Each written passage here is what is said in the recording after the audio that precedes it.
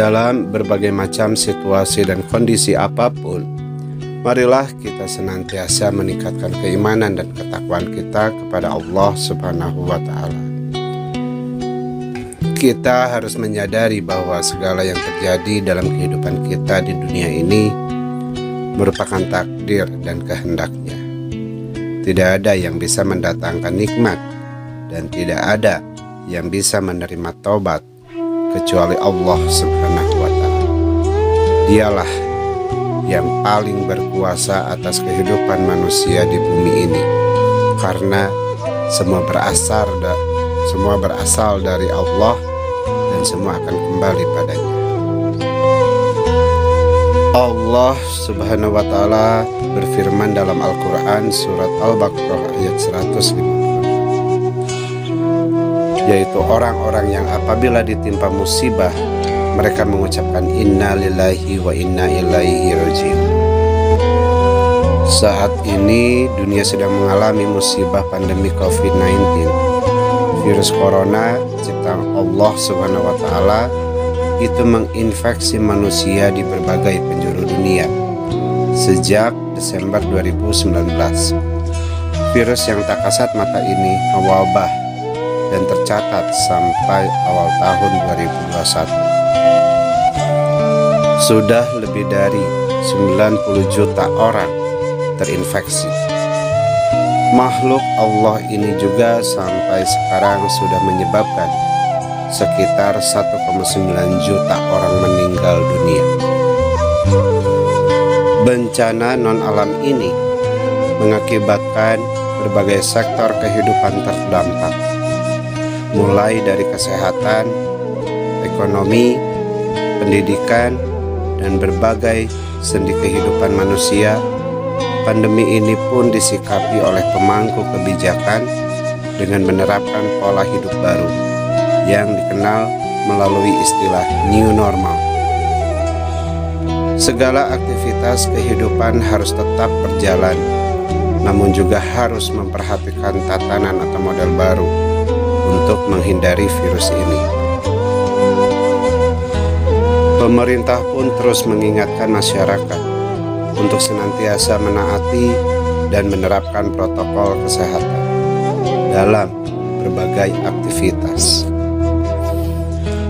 Hal ini ditujukan sebagai ikhtiar lahiriah untuk memutus rantai penyebaran virus yang pertama kali muncul di negeri Cina ini. Protokol kesehatan yang dianjurkan meliputi 4 hal, yakni memakai masker, mencuci tangan, menjaga jarak, dan menghindari kerumunan.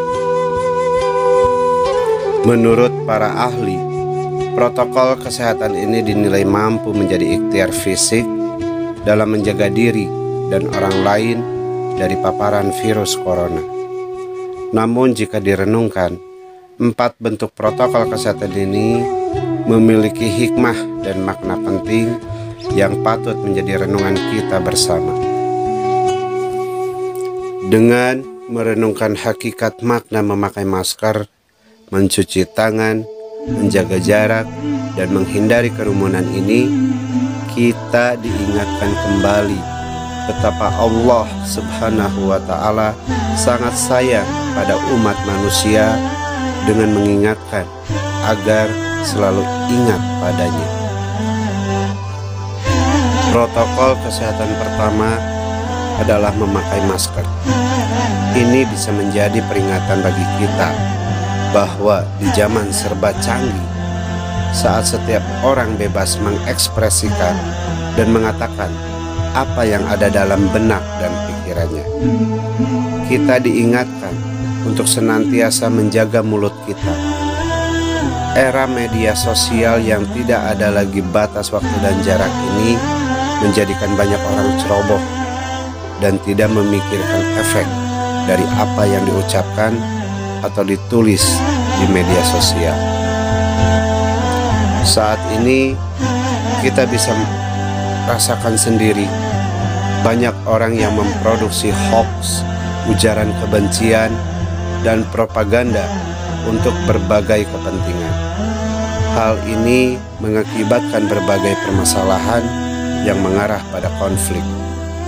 Banyak terjadi di tengah masyarakat. Oleh karena itu, Rasulullah Shallallahu Alaihi Wasallam pun telah mengingatkan kita melalui hadisnya untuk berbicara hal-hal yang baik saja. Siapa yang beriman kepada Allah dan hari akhir, hendaklah dia berkata yang baik atau diam. Protokol kesehatan yang kedua adalah mencuci tangan.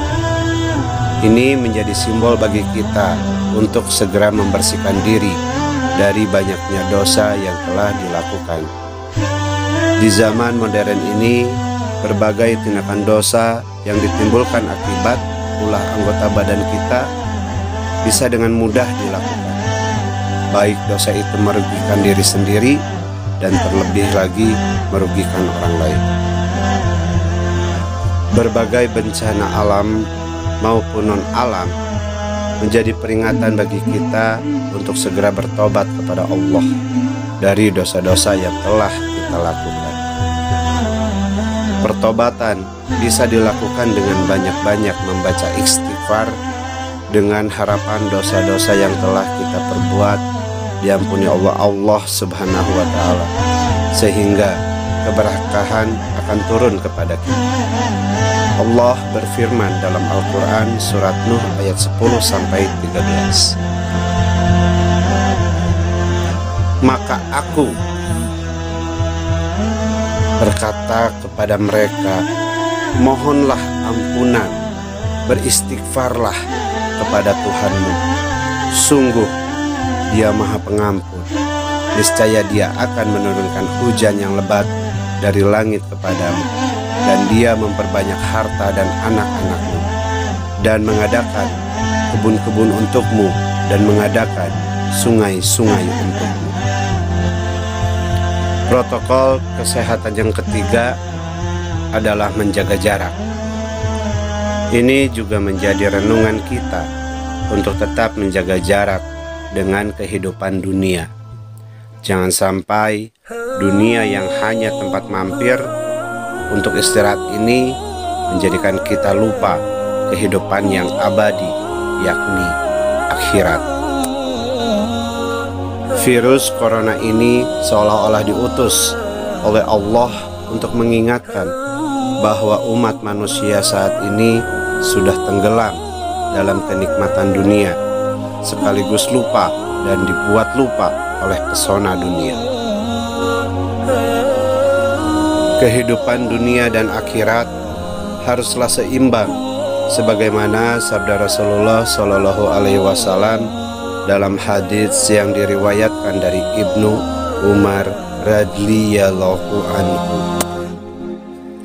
Bekerjalah untuk duniamu seakan-akan engkau akan hidup selamanya, dan bekerjalah untuk akhiratmu seakan-akan engkau akan mati besok pagi.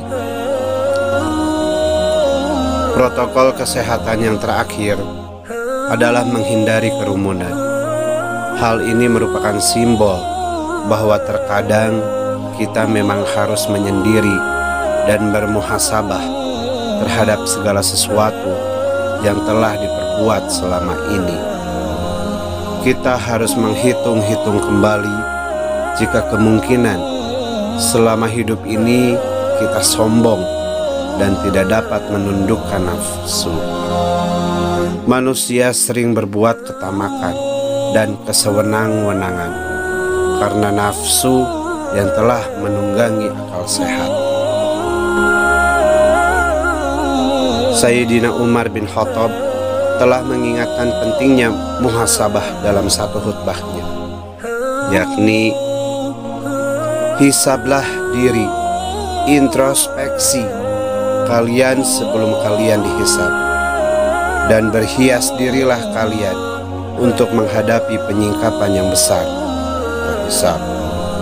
Sesungguhnya hisab pada hari kiamat akan menjadi ringan hanya bagi orang yang selalu menghisab dirinya saat hidup di dunia. Demikian renungan hikmah di balik protokol kesehatan dalam menghadapi pandemi COVID-19. Sebagai orang yang beriman, sudah seharusnya kita terus menanamkan dalam diri kita bahwa Allah lah yang paling kuasa terhadap segala apa yang terjadi.